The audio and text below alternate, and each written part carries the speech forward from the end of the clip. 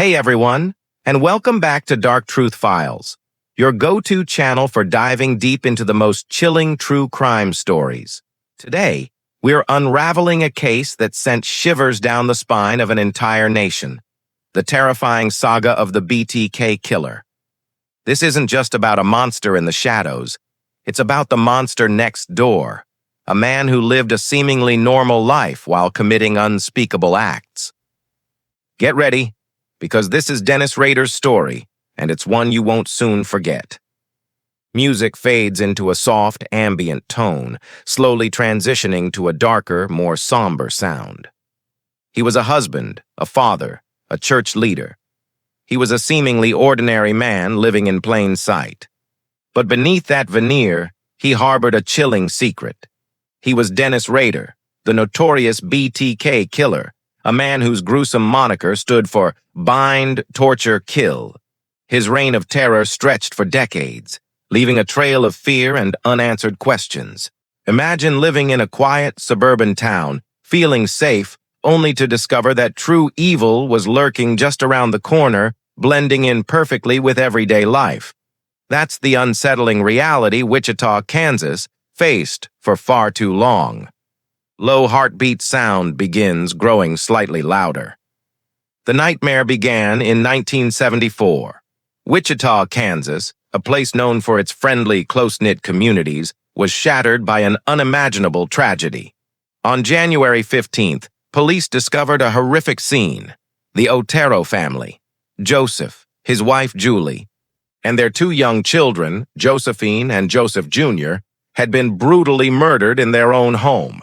They were found tied, tortured, and killed.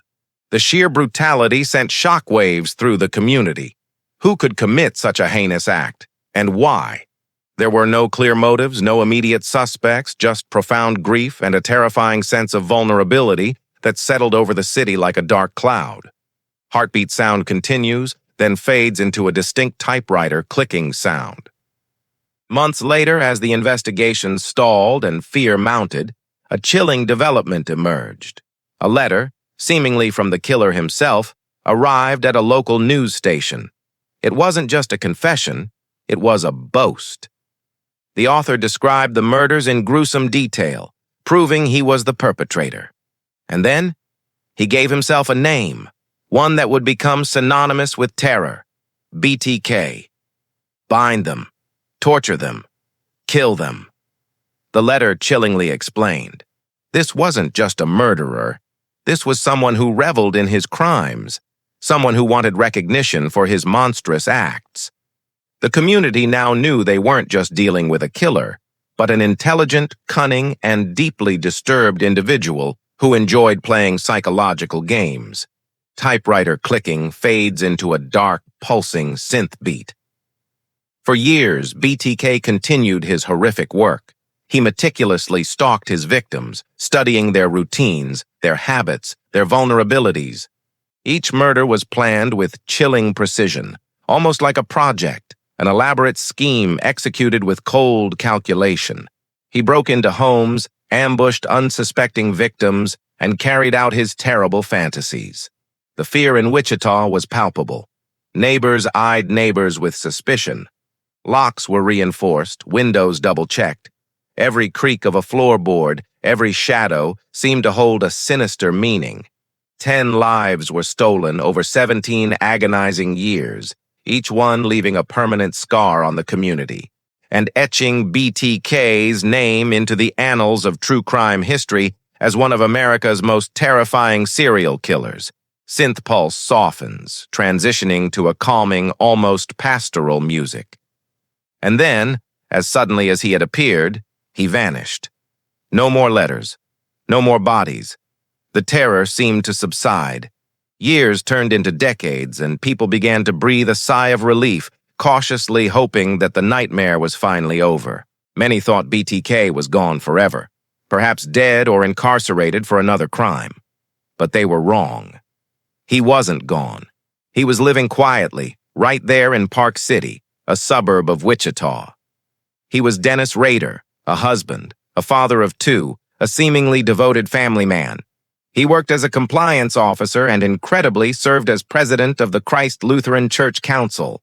He was the monster next door, hiding in plain sight, blending seamlessly into the fabric of suburban life, while the community unknowingly lived alongside a predator. Music shifts to a fast, tense beat, accompanied by a distant police siren effect. Then, after nearly 25 years of silence in 2004, BTK made a shocking return.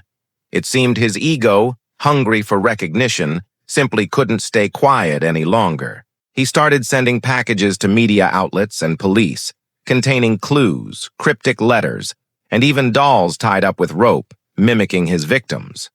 It was as if he was taunting the authorities, daring them to catch him. The fear that had settled in Wichita decades ago resurfaced with a vengeance. People wondered, was this a copycat, or was the original monster truly back? The police were under immense pressure, knowing they had a second chance to finally put an end to this reign of terror. Fast beat continues, then blends with a digital glitch sound effect. In a desperate attempt to communicate, BTK asked the police a critical question. Can a floppy disk be traced? The police, knowing this could be their chance, cleverly responded, no. It was a gamble, a deliberate deception designed to lure him out, and it worked. BTK, confident in his anonymity, sent a floppy disk anyway, believing it to be untraceable. But what he didn't know was that technology had advanced significantly since the 70s. Inside that seemingly innocuous disk, investigators found metadata, hidden digital breadcrumbs. And those breadcrumbs led directly to one name, Dennis Rader, the president of Christ Lutheran Church. One fatal mistake, one moment of hubris, and the monster next door was finally exposed. Digital glitch sound fades into rising, tense strings.